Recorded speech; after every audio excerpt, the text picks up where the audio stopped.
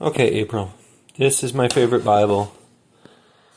This was a gift to me. It cost as much as all of my other Bibles combined, which is to say, probably too much, but I did not buy it. This was a gift to me from one of my ministry partners, and he's an engineer, or he was an engineer. And so he'd heard me talk about what we should value in the Bible, and how I had looked and was thinking about doing my own project to create a Bible that was emphasis on the text. And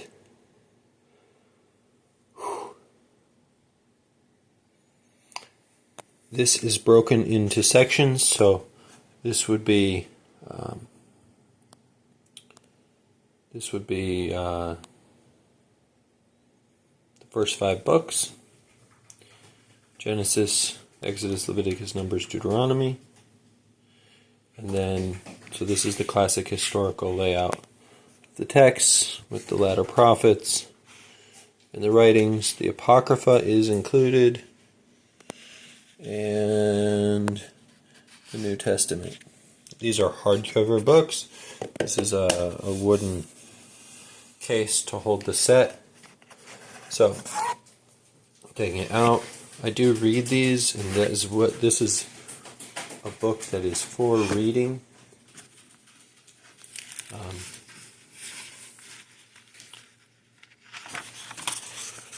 Because it is a very special printing. They don't print a lot of them. They're very expensive. You do get a really high quality paper, even though it is within a hardcover book.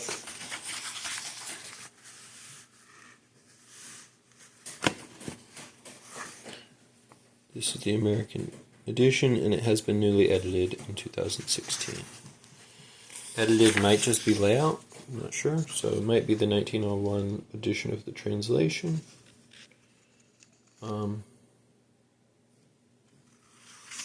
And this is the 1611.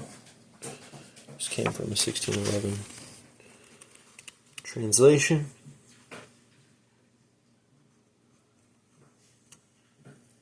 Oh, and this is also the first edition. So, my friend got me just an absolutely wonderful gift. And I'll share with you, as we look at it, why I think this is so important, and hopefully more Bibles will be offered like this. I'd love if we could offer a Bible like this that was just a single edition, leather, wide margin, with really quality paper, and that followed this format. So here we go.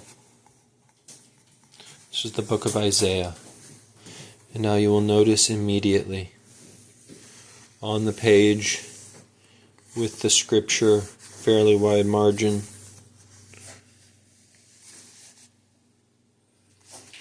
it doesn't say anything. There's no chapter.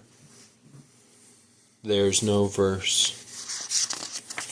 There is just the text.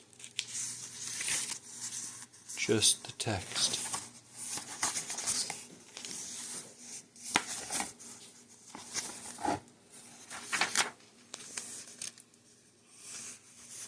Does have page numbers.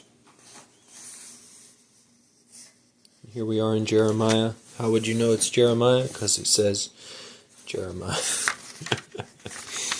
That's how you'd know. No verses. It does have interpretive paragraphs. Of course, paragraphs are a part of the translation because English exists in paragraphs, so it's really strange when Bibles don't have paragraphs and they're English. But they are interpretive. But the superimposition of chapters and verses just breaks the text in ways that alter how you read it. And even if you try to ignore them, they do alter how you read it. So that's the purpose of this Bible, is to completely eliminate those things. So, how good of a job do they do?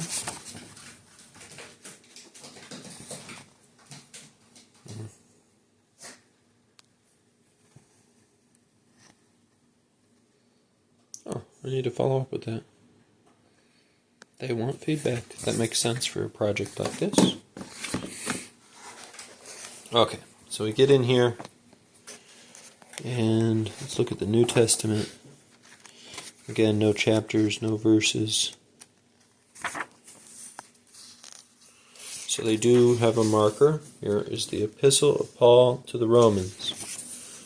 Nothing. No verses. No chapters. I'm trying to remember. I believe that there was somewhere I had a surprising place where there were some headers. Was it in Revelation?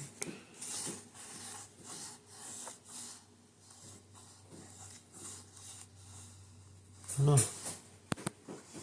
Really beautiful.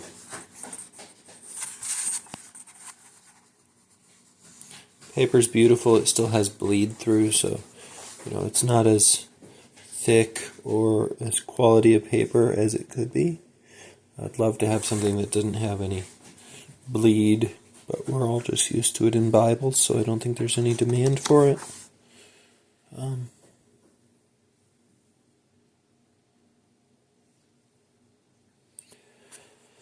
This is how I would prefer that all my students, all Christians would read the Bible, is in this kind of a layout.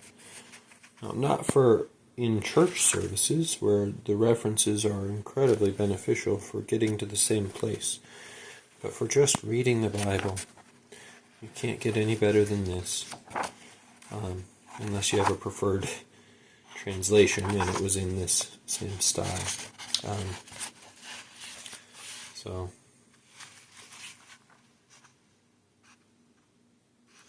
Well, I don't know.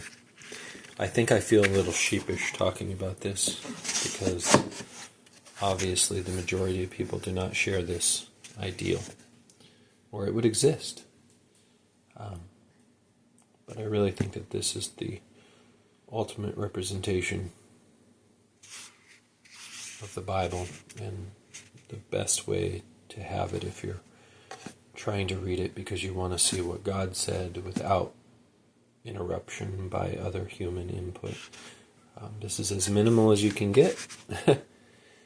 And I do have one other, I don't know if any of you know Greek, but I do have a Septuagint combined with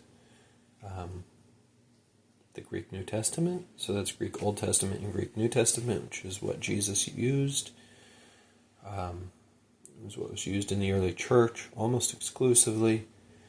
And I have that, and it's wonderful, so I'll make a very short video about it.